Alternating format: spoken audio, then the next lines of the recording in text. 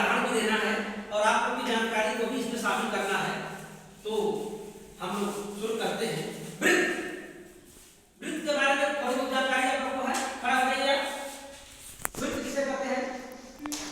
समतल में निश्चित बिंदु को केंद्र मानकर जो समान दूरी लेकर चलने पर जो रास्ता बनता है उसे वृत्त। बहुत बढ़िया। ठीक है, समझ जाइए। वृत्त का कुछ उदाहरण दीजिए परिवेश से।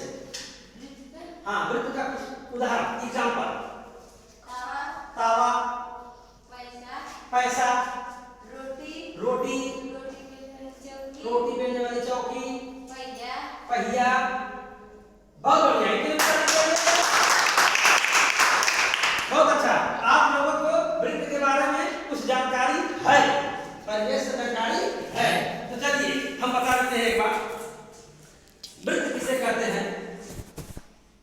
समतल में, कहाँ? समतल में किसी निश्चित बिंदु को केंद्र मानकर उसके चारों तरफ समान दूरी पर चलने पर जो रास्ता बनता है, जो आकृति बनती है, जो पथ बनता है, उसे वृत्त कहते हैं। क्या कहते हैं? वृत्त। उस निश्चित बिंदु को वृत्त का केंद्र कहते हैं तथा उस निश्चित दूरी को जिसको लेकर हम चारों तरफ घूमते हैं त्रिज्या कहते हैं। क्या कहते हैं? त्रिज्या। समझ गए? नहीं समझे? समतल में किसी निश्चित बिंदु को केंद्र मानकर उसके चारों तरफ समान दूरी से चलने पर जो रास्ता बनता है, जो मार्ग बनता है, जो आकृति बनती है, जो पथ बनता है, उसे वृत्त कहते हैं। वृत्त का अपने परिवेश से कुछ उदाहरण हम बताना चाहेंगे। चूड़ी क्या है? चूड़ी। महिलाएं चूड़ी बांधती है ना? Yes sir. कंगन, हाथ में कंगन बांधती है ना? रिंग, अंगूठी बांधती है ना? साइकिल का रिम, उसको रिंग नहीं बोलेंगे, रिम, रिंग। देखे ना आप? तीली उसमें लगी होती है। रोटी, पैसा, सिक्का, फुटकर पैसा, सिक्का। आटा की रोटी बनाने वाली चौकी, चौकी। चौकी का मतलब सोने वाली चौकी नहीं, जिस चौकी पर हम लोग रोटी बेलते हैं उस चौकी की बात हम कर रहे हैं। ये सभी उदाहरण वृत्त के उदाहरण हैं। टायर, गाड़ी के टायर भी वृत्त के उदाहरण हैं। अब अगला टॉपिक है वृत्त से संबंधित परिभाषाओं पर हम चर्चा करेंगे। सम डेफिनेशंस रिलेटेड टू सर्किल्स। त्रिज्या, त्रिज्या किसे कहते हैं? त्रिज्या के बारे में थोड़ी बहुत जानकारी आप खड़ा हो।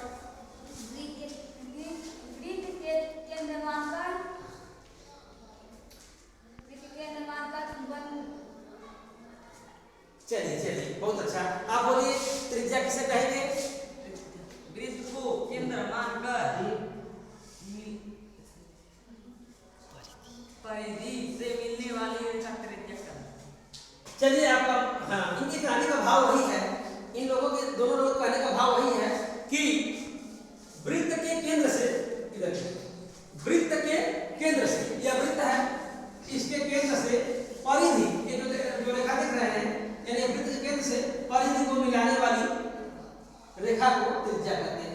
वृत्त के केंद्र से परिधि को मिलाने वाली जो रेखा है, ये जो रेखा है, ये रेखा है, ये रेखा है, यह क्या है? वृत्त की त्रिज्या है। परिभाषा समझ में आ गई? Yes sir. वृत्त के केंद्र से परिधि या वृत्ताकार घेरे को मिलाने वाली रेखा वृत्त की त्रिज्या कहलाती है। त्रिज्या को R से प्रदर्शित करते हैं। ठीक। अब व्यास क्या है? व्यास किसे कहते हैं? थोड़ा सा हम चर्चा करेंगे। बेटा बोलो अपनी भाषा में व्यास के बारे में क्या बताओ?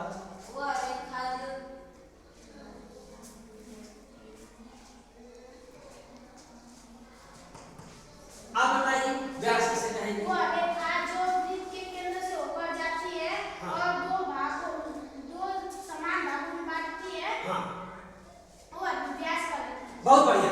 इनके कहने का भाव यही है कि वह रेखा जो वृत्त के केंद्र से होकर गुजरती है और वृत्त को दो बराबर भागों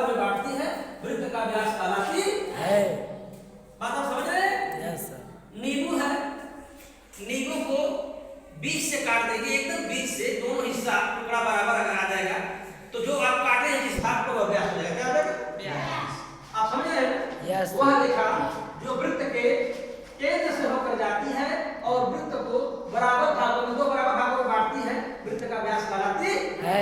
व्यास को डी से, चाहे स्मॉल डी चाहे कैपिटल डी, अपने संकेत के ऊपर है, व्यास को डी से प्रदर्शित करते हैं।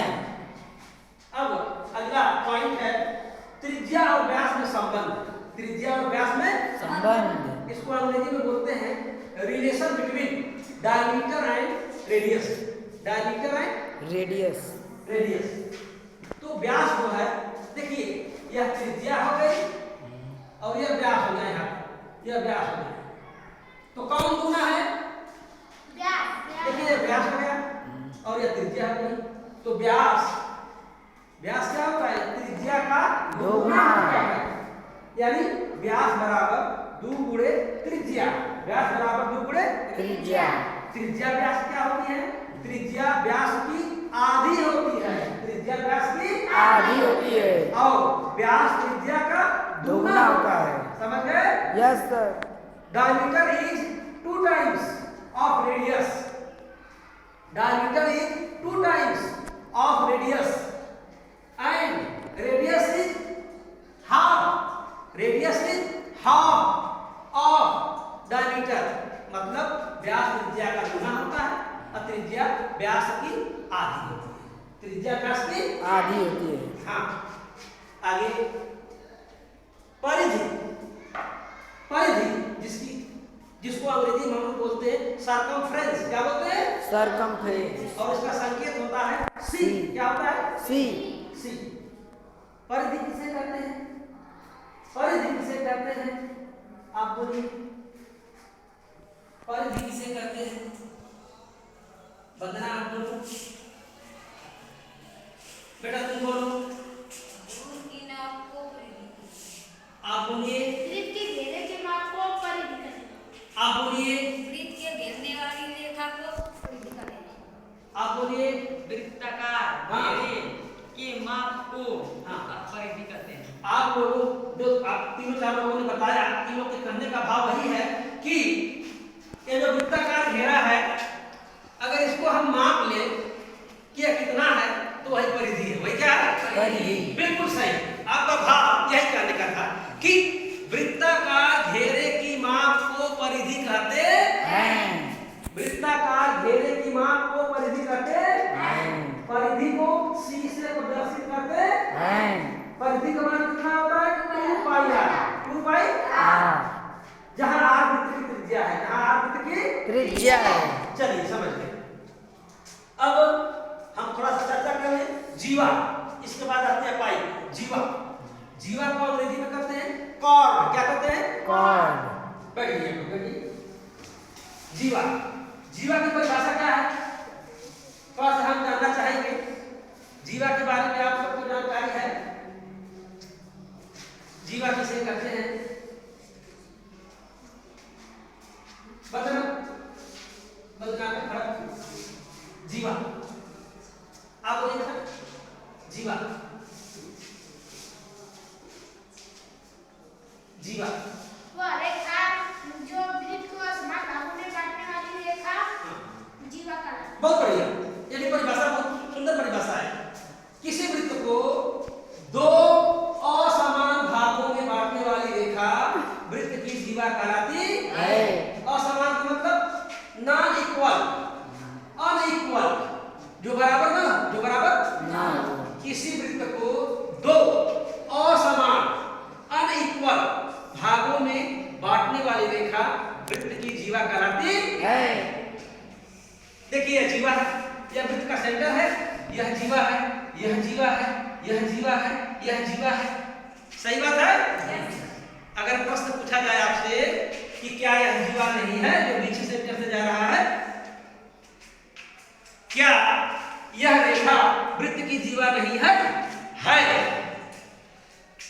वह रेखा जो वृत्त के केंद्र से होकर जाती है वह वृत्त की सबसे बड़ी जीवा है और उसका नाम क्या है? व्यास।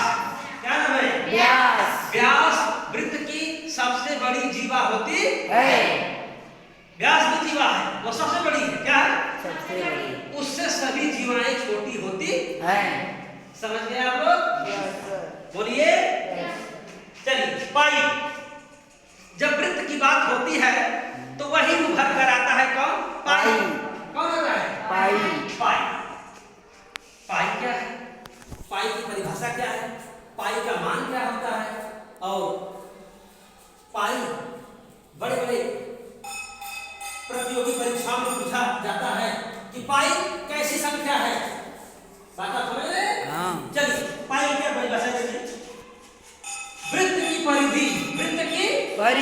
परिधि परिधि में 2 पाई आ रहा है, नीचे 2 आ रहा है, 2 आर से 2 आर कट जाएगा तो बचेगा हमारा पाई। वृत्त की परिधि और वृत्त के व्यास के अनुपात को वृत्त की परिधि में वृत्त के व्यास का भाग दे दें तो क्या आ जाएगा? पाई। क्या आ जाएगा? पाई। परिभाषा कैसे देंगे? वृत्त की परिधि और वृत्त के व्यास के अनुपात को पाई कहते हैं। पाई का मान कितना होता है? 3.14166 इनफाइनाइट। वो संख्या कटती नहीं है। बात समझ रहे हैं? Yes sir. लेकिन कुछ लोग ये भी कहते हैं कि पाई का मान 22/7 होता है। ऐसा आप लोग सुने हैं? Yes sir. तो पाई का यथार्थ शुद्ध मान 22/7 नहीं होता है। 22/7 नहीं होता है। पाई का शुद्ध मान 3.1416 होता है। 22/7 गणित में ऐसी संख्या खोजी गई है जिसका मान 3.14 तक केवल मिलता है।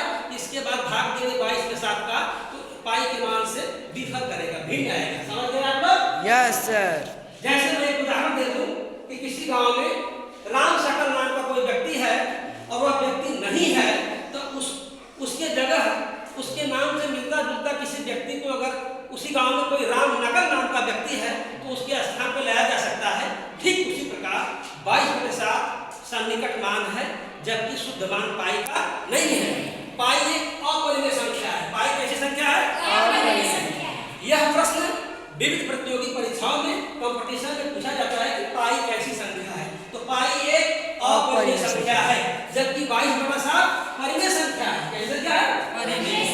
क्योंकि इसे p/q के रूप में हम लोग लिख सकते हैं। सही बात है? Yes sir. बोलिए। Yes sir. पाई की खोज आर्यभट्ट ने किया है। किसने किया है? आर्यभट्ट ने। आर्यभट्ट बिहार की राजधानी पटना के रहने वाले थे। उन्होंने पाई का मान सर्वप्रथम बताया। उन्होंने शून्य की भी खोज की जो गणित की एक बहुत ही चमत्कार वाली विषय है। यह दोनों मान गणित में रोचक और चमत्कार भर दिए हैं। कौन? पाई और शून्य। और यह भूमिका भारत को मिली है आर्यभट्ट के द्वारा। सही बात है? Yes sir. चलिए, वृत्त से संबंधित कुछ प्रमेय है जो आंतरिक सवालों को लगाने के लिए भरपूर काम देगी। पहली प्रमेय है, देखिए, किसी वृत्त में वृत्त के केंद्र से जीवा पर डाला गया लंब जीवा को 2 भागों में बांटता है। फिर से आगे, किसी वृत्त में वृत्त के केंद्र से जीवा पर डाला गया लंब जीवा को 2 बराबर भागों में बांटता है। ये जीवा है, यह लंब है, 2 बराबर भागों यानी AP बराबर PB। बात आप समझ गए? Yes sir. किसी वृत्त में वृत्त के केंद्र से जीवा पर डाला गया लंब जीवा को 2 भागों में 2 बराबर भागों में बांटता है। जीवा को समद्विभाजित करता है। दूसरी प्रमेय है, देखिए, किसी वृत्त में जीवा के मध्य बिंदु को केंद्र से मिलाने वाली जो रेखा है जीवा पर लंब होती है। किसी वृत्त में जीवा के मध्य बिंदु को वृत्त के केंद्र से मिलाने वाली रेखा जीवा पर लंब होती है। इसके बाद जब यह लंब हो जाएगी इसको अब त्रिज्या को मिला देंगे तो पाइथागोरस प्रमेय लगा देंगे। त्रिभुज OMA में OA² बराबर OM² प्लस MA²। इन तीनों थ्योरम पर, तीनों प्रमेय पर आपकी पहली प्रश्नावली आसानी से लग जाएगी। आप लोग समझ गए? Yes sir. तो कुछ वृत्त से संबंधित बातें समझ में आ गई? Yes sir. बोलिए। Yes sir. बहुत धन्यवाद।